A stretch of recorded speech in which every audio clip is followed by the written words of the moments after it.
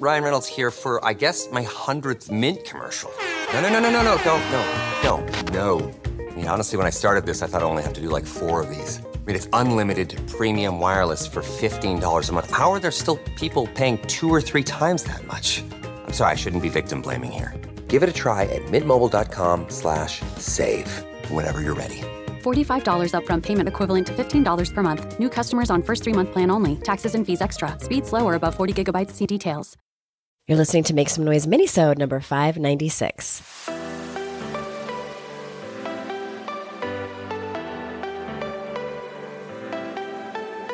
Welcome to Make Some Noise podcast, your guide for strategies, tools, and insight to empower yourself. I'm your host, Andrea Owen, global speaker, entrepreneur, life coach since 2007, and author of 3 books that have been translated into 18 languages and are available in 22 countries. Each week, I'll bring you a guest or a lesson that will help you maximize unshakable confidence, master resilience, and make some noise in your life. You ready? Let's go. Hi, everyone. Welcome to another episode of the podcast. I'm so glad you're here for this mini-sode. Please forgive the voice, and if there's any ASMR, like spit stuff, my sincerest apologies. My sincerest apologies. I'm getting over a cold, and it's in the productive state. You know those days. Gross. I know. I'm sorry. But nevertheless, I wanted to record this mini-sode because I'm really excited about what I'm embarking on. And I think that because so many of you also have the same or similar mental health challenges that I do, you might be interested in this particular route that I'm taking for relief, for healing, for the next episode in my entire journey around therapy.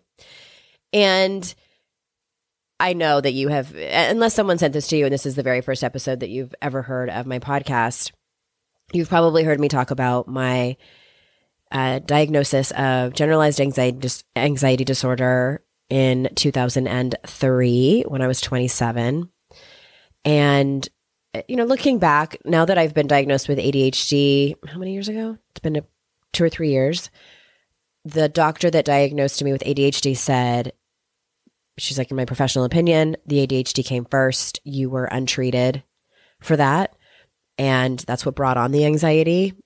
And then you just reached kind of a breaking point in your 20s. And that's where the anxiety diagnosis comes in. Who knows if it's a chicken or egg situation. And I've struggled not so much with depression. I am thankful that hasn't been a big part of my story. Definitely situational. For sure. And with the onset of my autoimmune combined with perimenopause a couple of years ago, where that started, my depression just flew off the ledge.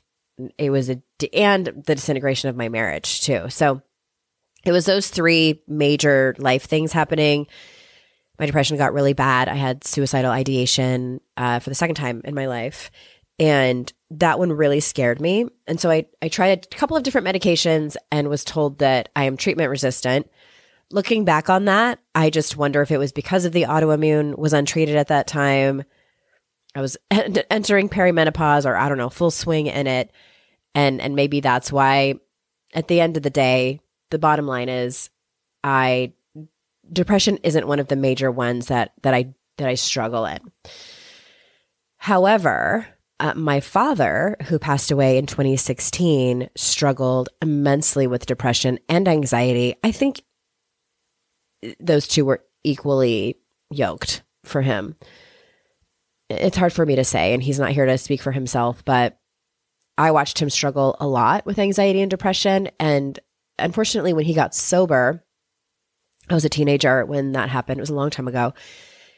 His anxiety and depression really seemed to come to the forefront because he was sober for the first time and trying to deal with it and trying to get meds straight and things like that. So I have a very special interest in mental health from that perspective. And also a lot of my friends and, my children also struggle with it a little bit. And so it's something that I really want to figure out. Like, how do we help ourselves? How do we break free? And there are so many different modalities, many of which I have tried. Medication can be incredibly helpful and just really change people's lives. I know when I first was on Effexor back in the early 2000s, when I was first diagnosed with anxiety, and then also Wellbutrin was added to that, it changed my life. It truly changed my life. I was able to feel like I came out of this like chaotic fog and just realize like, oh, this is how people react when something hard happens. Oh, this is the level of escalation when stress happens, as opposed to mine, which seems to just like fall off a cliff. Oh, this is like a normal way to handle these, to handle these things. So again, I have a special interest. And I've had some guests come and talk on the show about it. Dr. Ellen Vora, the last time she was here, that's episode 551, she talked about it. I was just hanging on the edge of my seat listening to her talk about it. And also Dr. Tanmeet Sethi was on episode 560. I'll drop those links in the show notes, and she talked about it a little bit more. It's just so fascinating to me. It's an incredibly interesting topic. But as someone in long-term recovery, I assumed it just wasn't for me. I assumed psychedelic therapy was not for me. I am kind of so out of it with this cold. Have I even said psychedelic therapy? Well, it's in the title. So my apologies, you guys. I swear. Sometimes I feel like I'm the worst podcaster. I'm the worst podcast host. But as someone in long-term recovery, as I was saying, I assumed that psychedelic therapy wasn't for me. I've been watching the research over the last few years. You know, I'm a child of the 70s and 80s, where we grew up on, you know, this is your brain on drugs, hearing about people in the 1960s who jumped out of tall buildings windows because they were tripping on acid. You know, my parents, lots of judgment around people that quote unquote use drugs. So it was definitely a just say no era. We were afraid. I never did LSD, which surprises me looking back. I'm like, with my risk tolerance, never did. And I recreationally did mushrooms, also known as psilocybin, in my 20s, probably my very early 20s, maybe even my late teens, I think. And always had a really great time. Always had a really great time. I was safe doing it with my friends. It was mostly my boyfriend at the time and his friends, but always had such a wonderful experience with that. But now, and someone in long-term recovery, I just was sort of under the guise that I'm like, I'm just going to watch other people do it and see what happens. And there's kind of recent research that shows that people with PTSD are helped enormously with psychedelic therapy, more specifically MDMR and psilocybin, and also ketamine therapy. And, you know, ketamine therapy there's been lots of clinical trials around people with depression and anxiety. And so, of course, I'm so interested, but again, thinking like it's just not for me. And then I realized that there's a community of people in recovery who support each other in their journey towards using psychedelics for addiction and recovery. There is a site called psychedelicsinrecovery.org. That link is in the show notes too. And also the research shows that psychedelics are not addictive. So that's super exciting. And the last point that I want to make around the findings in the research is that psychedelics, when used properly, have been shown to help people who struggle with anxiety, addiction, you guys, depression, ADHD, and a host of other mental health challenges. And so what's funny and coincidental is you just heard Brendan Fitzgibbon's experience of psychedelics through, you know, using it from a therapeutic standpoint. That podcast episode just dropped a couple days ago. And after talking to him offline about it, and then, you know, hearing him come on the podcast to talk about it, he signed up with a company called Mind Bloom, I've heard a couple of other people use Mind Bloom too. And I looked into it, was excited. And then coincidentally, they reached out to me to do a brand partnership. I was like, are you kidding me? Thank you, universe. Yes, please. 100%. I definitely am going to tell you how it goes. I don't like to, and I won't do a brand partnership with people that I don't have experience with. And I will always give you my honest experience. But from the get-go, they have been incredibly supportive. There's so many check-ins and so many ways for you to connect with them. And it's really easy. Their customer service has been amazing. And I've had to like cancel and reschedule, and they've been great.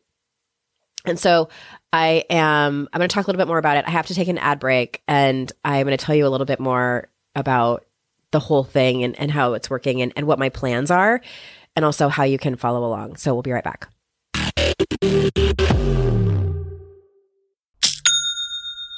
Shopify's already taken the cash register online, helping millions sell billions around the world. But did you know that Shopify can do the same thing at your retail store? Give your point of sale system a serious upgrade with Shopify. With Shopify, you get a powerhouse selling partner that effortlessly unites your in-person and online sales into one source of truth. Track every sale across your business in one place and know exactly what's in stock. Connect with customers inline and online. Shopify helps you drive store traffic with plug-and-play tools built for marketing campaigns from TikTok to Instagram and beyond. Get hardware that fits your business. Take payments by smartphone, transform your tablet into a point of sale system, or use Shopify's POS Go mobile device for a battle-tested solution. Sign up for a $1 per month trial period at shopify.com/noise, all lowercase. Go to shopify.com/noise to take your retail business to the next level today. Shopify.com/noise. Today's podcast is sponsored by MIDI Health. Ladies, are you over 40 like me and dealing with hot flashes, insomnia, brain fog, moodiness, some vaginal dryness, or weight gain? Don't just accept it as part of aging. These symptoms are often linked to hormonal changes during perimenopause and menopause. At MIDI Health, they get it. Their experts know what you're going through and how to help. MIDI clinicians are menopause specialists offering safe, effective, FDA-approved solutions. And guess what? MIDI care is covered by insurance. So stop pushing through it alone. Schedule a virtual visit and dive deep into your unique symptoms and health background. You'll walk away feeling heard and with a plan to start feeling better. Visit MIDI Health today and reclaim your well-being. You deserve to feel great. Book your virtual visit today at joinmidi.com. That's joinmidi.com. joinmidi.com.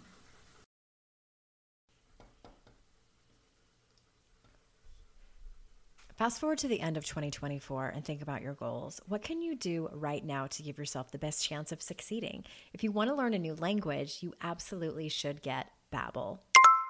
Don't pay hundreds of dollars for private tutors or waste hours on apps that don't really help you speak the language. Babbel's quick 10-minute lessons are handcrafted by over 200 language experts to help you start speaking a new language in as little as 3 weeks. Babbel's designed by real people for real conversations. Studies from Yale, Michigan State University, and others continue to prove Babbel is better. One study found that using Babbel for 15 hours is equivalent to a full semester at college. Now it's so easy to speak simple conversation phrases with the guy that takes care of my lawn without having to consult language apps.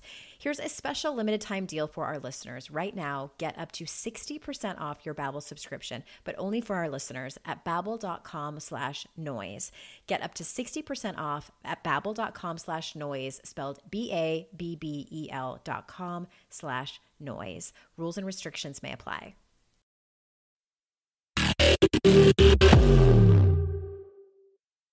Before I continue, I want to make it clear that Mind Bloom does not sponsor the podcast. We have different sponsors for that, and I'm just talking about them here on the show because honestly, they've been so great, and they are genuinely, even if they hadn't approached me for a brand deal for social media, I would have still used them, and I would have still been talking about them here on the show and on Instagram as well. It just happened to be a coincidence that it worked out that way, but they do not sponsor the podcast. And I am also going to be chronicling my entire journey with psychedelics, not just with ketamine therapy, over on a private podcast feed. So I figured that this particular topic, it's a niche topic for the podcast. It's not going to be for everyone. And that's why I'm not going to chronicle it on my regular podcast. But if you want to sign up, it's free. It's not behind a paywall or anything like that. Just go to AndreaOwen.com/journey. Of course, that link will be in the show notes. And you will be notified every time I put out a new podcast episode. And those are going to be ad-free over there. A new podcast episode where I talk about how it's going with my psychedelic therapy journey. So the way that's going to work, what I have planned, plans could change, but I'm going to start with ketamine therapy. And I have a guest coming on next week on the podcast, a clinician who works in ketamine therapy. And I was under the assumption that like ketamine is a good starter. It's more mild than the other psychedelics that are used for therapy. She sort of dispelled that myth a little bit. So I'll let you listen to that podcast coming out next week here on my regular podcast. But to me, and from what I've heard, it feels that way. It feels less, I don't know, it feels less like a psychedelic trip from the way people have described it to me. But I'll let you know. I'll let you know how it goes.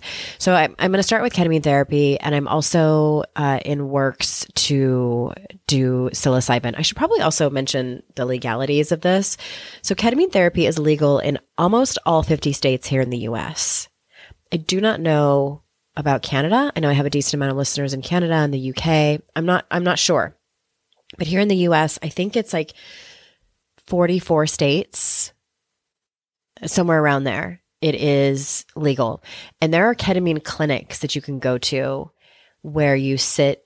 It's almost like, I feel like it's kind of set up like a dentist's office type of thing or a spa. And you lie down and you get the ketamine medicine intravenously.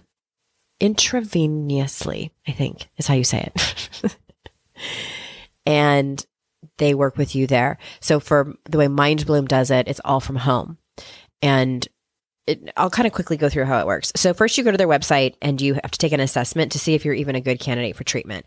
From there, if you are, then you can sign up, you meet with a clinician, and from there, it's like a 45-ish minute appointment with a doctor. The clinician's a doctor. And they ask you a bunch of questions, and then from there, they will prescribe the dosage. So then you get mailed what's called a Bloom box, and it has everything you need. It has a blood pressure monitor. I'll get to that in a second. It has the medicine. The medicine actually is shipped separately, but it has the blood pressure monitor, a really cool journal, a pen. What am I forgetting? I feel like I'm forgetting something. Oh, and like a guidebook that kind of takes you through the basics of how it will all work. They also have an app that's been really helpful. And then from there, you book an appointment, your very first appointment, with what they call a guide, which is essentially a coach. And you also, for your first session that you do at home, you have to have what they call a peer. Oh my gosh, I'm not remembering correctly see if it was sponsored, I would have all this information. It's like a friend or relative, loved one, an adult, responsible adult who's there with you just to monitor you. It's your first time to make sure everything's okay. So the three of you meet on Zoom for your scheduled first session. You don't take the medicine yet. They make sure that your blood pressure is where they need it to be. You go over your intentions. You make sure that, you're in a place where you feel safe. You have to put your phone on, do not disturb, all that good stuff. And then, you put the medicine in your mouth. It's in tablet form, I believe. And it, like between your cheek and your gum, it dissolves and you hold it in your mouth for 7 minutes and then you spit it out. Do not swallow it because I guess it has a tendency to make you really nauseous. And that's just the way it works. I'll tell you more when I do it. As I'm recording this on a Friday and I plan to do it on Sunday, April 14th. So I will let you know how it goes.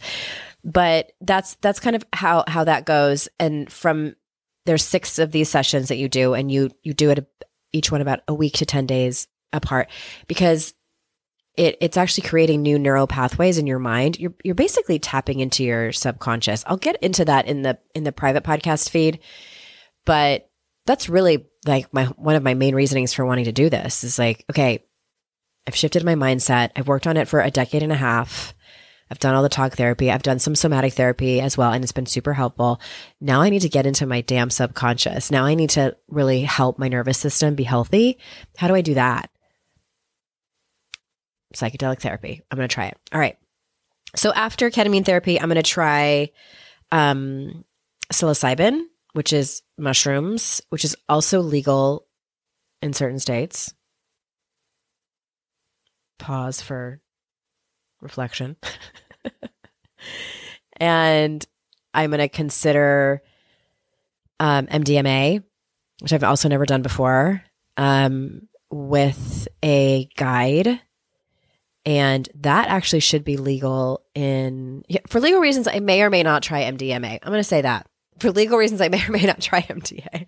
But it is supposedly the FDA may approve it for therapeutic purposes only, late 2024. So stay tuned for that. All right. The last thing I want to say before I close up, I'm going to sort of switch gears here, is the reason that this is such a personal endeavor for me. You know, I've been researching this for years now and sort of following where it's been going in terms of laws and the research money that's getting dumped into it. And it really is truly also a bipartisan thing. A lot of the research has been done on veterans who have PTSD. So it's bringing together Republicans and Democrats on both sides, and it's really fascinating to watch that. But at any rate, you know, my dad, as I watched him struggle a lot with anxiety and depression, and also going through my own sort of transformation in regard to how I looked at mental illness, coming from a place of not having a whole lot of understanding around it, therefore not having a lot of compassion when I was younger, to a place of having immense compassion and understanding for it. And a lot of that was watching my dad and really kind of coming to terms with, especially towards the end of his life, the last 5 or 10 years, that he was someone who was considered treatment resistant. He never seemed to be able to get his meds right. They were often being adjusted. It was often a topic of conversation between he and I.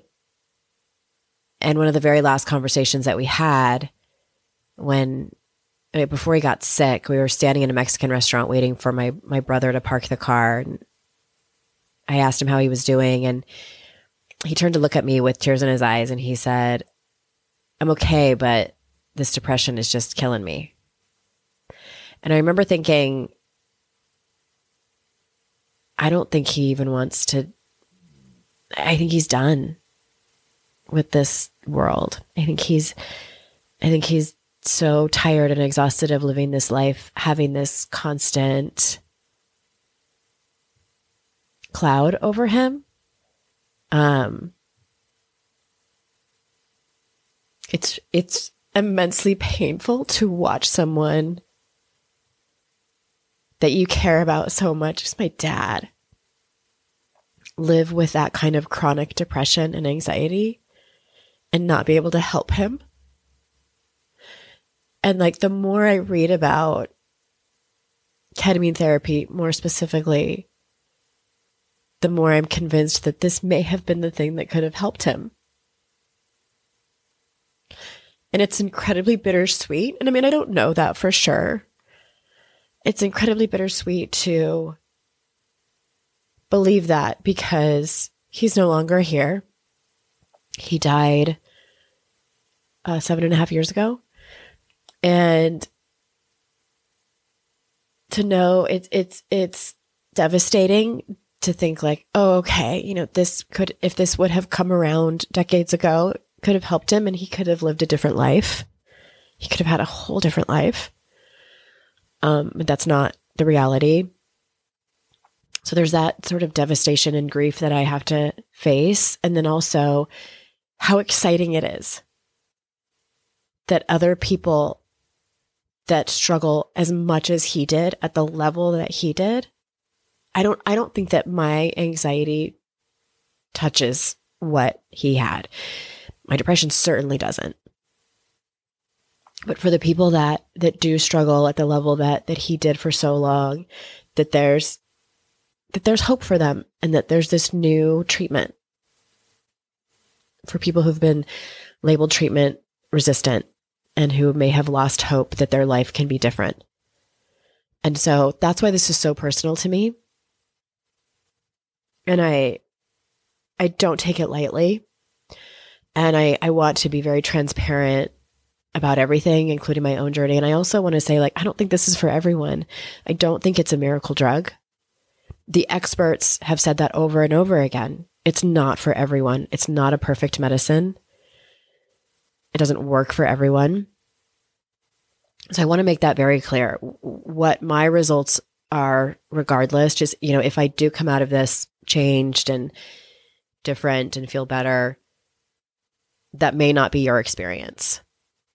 And it may not have been my dad's experience. I don't know that. I don't know. Well, I'll never know that. So that's that. Thanks for coming on board. Again, AndreaOwen.com/journey. If you want to, this is probably the only minisode that I'll do where I'll go in depth and talk about this at length and have it be the only topic.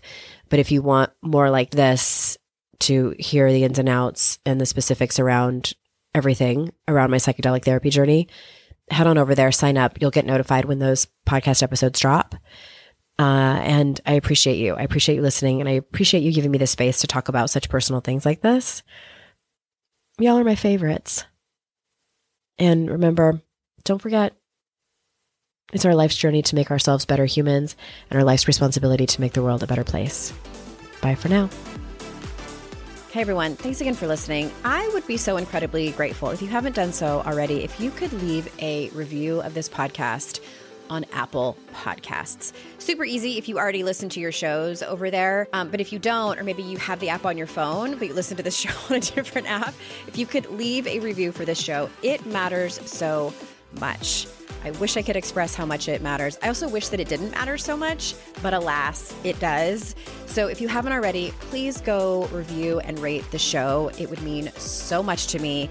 And thank you so much. I hope you have an amazing day.